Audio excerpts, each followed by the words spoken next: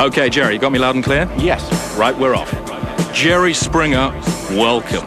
Well, thanks. It's nice to be here. Okay, now, Jerry, tell us your name. Jerry Springer. Are you bigger than your name? Well, I'm just a schlub that has a show. Wait a minute, hang on. You do present perhaps the best talk TV show in the world, certainly one of the most successful in the States. In fact, I gather it's just gone to number one. Yeah, it's now number one. But yeah, it's doing really good now. But, because it's hot and it's kind of new and it's incredibly outrageous, so people are taking notice. So is it going to get more outrageous? Well, I think it's impossible to be. I mean, outrageous is outrageous. There aren't degrees of it. Somebody said outrageous is as outrageous does, and when it does, it doesn't when it gets to the end. Yeah, well, yeah. So when you go on your show, yes, one of the things I've noticed is that you are moving from side to side. Right. Now, that is one of the elements of genius. Why did you choose to do that? Yeah, I just keep walking around and watching what's going on. I try not to be the focal point of the show. A lot of people just come forward into the camera. Yes. Is the lateral movement something to do with the modesty or what? I guess I never thought of it in those psychological terms, but I suspect. Was that your idea?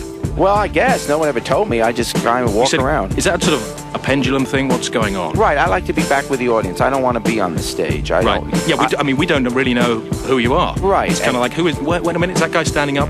I know, he's the guy with the mic. That's exactly right. One of the things that these idiots over here don't do is a decent warm-up act. You do one, don't you? Yeah, I go out there just to, warm up the audience, tell some silly jokes. And to warm them up, I guess. Yeah. Now, is part of that to warm them up? Well, there's not. So what sort of things do you say to them? I just, I go in there and I tell them that, we were out in L.A. recently and taping a show, and for 2 hours this gorgeous woman was banging on my hotel door. Well, finally I let her out. Right, now they're all thinking that she's on the outside. Yes. Because the woman was on the wrong side of the door. There you go. Okay. Now, I want to look at the meat and spunk of the show, which is the guests, right? Yes, now, that's it. I wonder which sort of stories you would and wouldn't do. I mean, at the moment, you're quite prepared to do anything to be outrageous. We won't do anything that's normal. So would you do I Fell in Love with a Guy Who Shot My Husband? Yes. Okay. That's outrageous, don't you agree? It's terrible. Would you do I Fell in Love with a Guy Who Was Shooting Me? Well, Brackets, it was horny as the bullets went inside of me. It was horny as the bullet. Who was horny? The woman found it sexually attractive in some way. Yes? You've got it. Well, yes? It's outrageous. It's outrageous. As long as it's outrageous, it gets on. I fell in love with a guy who shot my kids. It's outrageous. Yeah, shot the kids. Yeah, I mean, brackets. It was something to do with the blood and the screams. Yeah, I mean, as I said. Okay, so that's a yes. I fell in love with a guy who shot my kids. You're not listening to me. I'm saying anything that is outrageous is yes. My doctor fingers my kids up the ass. I said anything that is outrageous is on the show. Would you even keep giving me a list? Well, give me a list of something that's normal, and then I'll say no, that doesn't belong on the show. My husband's a schizo. He keeps beating himself up about it. I don't know how many times I have to answer your question. You would say yes. Right. What I want to know is what really gets you down in this life of ours.